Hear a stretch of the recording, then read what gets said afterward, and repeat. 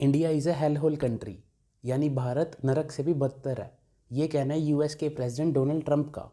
दरअसल ट्रंप ने अपने सोशल मीडिया अकाउंट पर एक आर्टिकल शेयर किया था जिसमें इंडिया और चाइना को हेल होल कहा गया था। इसमें कहा गया था कि भारत और चीन के लोग यूएस में आकर बच्चे पैदा करते हैं ताकि उनके बच्चे बचपन से ही यूएस सिटीजन बन जाएं। आइए इसके पीछे की पूरी कहानी को समझते हैं। दरअसल ये पूरा मामला सिटीजनशिप से जुड़ा हुआ है। अभी के यूएस कानून के हिसाब से कोई भी व्यक्ति जो यूएस में पैदा हुआ है वो यूएस सिटीजन माना जाता है। ये कानून यूएस ने 1868 यानी 150 साल पहले बनाया था और ट्रंप इसे बदलना चाहते हैं, लेकिन मामला कोर्ट में फंसता हुआ दिख रहा है।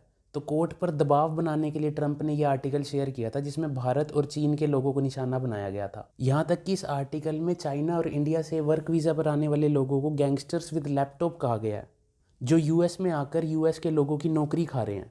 अब सवाल ये उठता है कि ट्रंप के ये सब करने की असली वजह क्या है। देखो, ट्रंप को दुनिया जितना भी बेवकूफ़ या सरफिरा समझे, पर सच ये है कि वो जो भी अनाप शनाप बोलता है उसके पीछे कोई ना कोई कारण होता है, और यहाँ भी ऐसा ही है।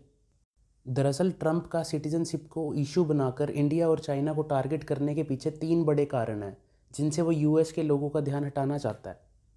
इनमें सबसे पहला है 2026 के आखिर में होने वाले यूएस के मिड टर्म इलेक्शंस, और अभी के सर्वे के अकॉर्डिंग 70% अमेरिकन्स ट्रंप के काम से खुश नहीं हैं। दूसरा बड़ा कारण है ईरान के साथ युद्ध में अमेरिका का होने वाला नुकसान।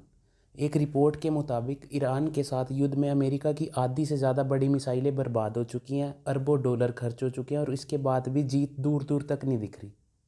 इसके बाद तीसरा और सबसे बड़ा कारण है ईरान के साथ युद्ध खत्म ना कर पाना। आपको याद होगा कि ट्रंप जब खुद चुन के आए थे तो ये खुद को पीस प्रेसिडेंट बोलते थे और ये दावा करते थे कि दुनिया के बड़े बड़े युद्ध ये रुकवाते हैं। पर आज हालात ये हैं कि अपना युद्ध ही नहीं रोक पा रहे। इतनी कोशिशों के बाद भी ईरान और अमेरिका में कोई समझौता नहीं हो पा रहा, जिसके कारण हमने पिछली वीडियो में भी देखे थे। तो इन्हीं सब मुद्दों से ध्यान भटकाने के लिए ट्रंप ने बेसिकली इंडिया और चाइना को अटैक किया ताकि वहाँ के लोगों का ध्यान भटक सके। तो अब सवाल उठता है कि हाउ हैज़ इंडिया रिस्पोंडेड। तो इंडिया ने भी इस पूरे मैटर पर जवाब दिया है। एमईए स्पोक्सपर्सन रणधीर जायसवाल ने प्रेस कॉन्फ्रेंस में जवाब देते हुए कहा है that the remarks are obviously uninformed, inappropriate and in poor test.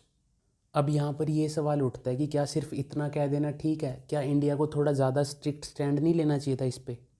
क्या इससे ट्रंप को और ज़्यादा बढ़ावा नहीं मिलेगा? लेकिन इंग्लिश में एक कहावत है, never wrestle with a pig because you both get dirty and the pig likes it.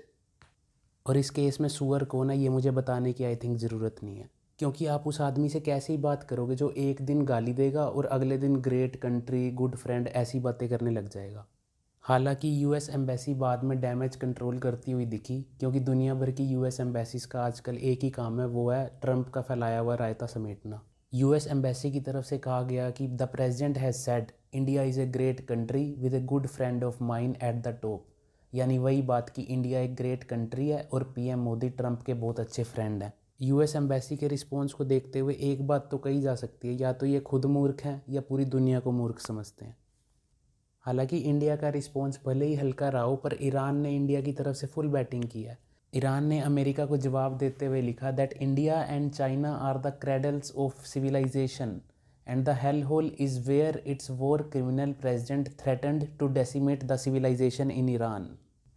यानी इंडिया और चाइना सभ्यताओं के पालने हैं जो हज़ारों साल से हैं, और नरक से बदतर वो जगह है जहाँ ट्रंप ने बैठ के ईरान को ख़त्म करने की धमकी दी थी, यानी कि नरक है यूएस।